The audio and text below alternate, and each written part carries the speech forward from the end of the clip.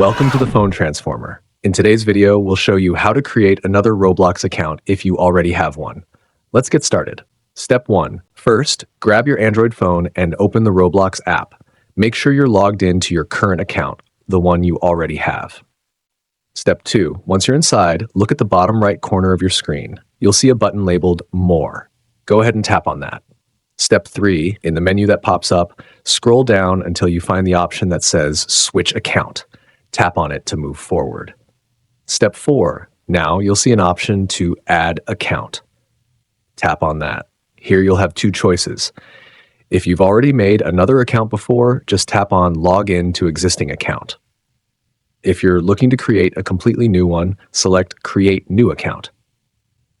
Step 5. If you're creating a new account, fill in all the required details like your username, password, and date of birth.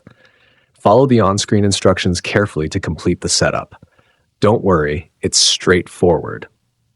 Step 6. Once your new account is set up, you can easily switch between accounts. Just go back to the Switch Account option, tap it, and select the account you want to use. And that's it.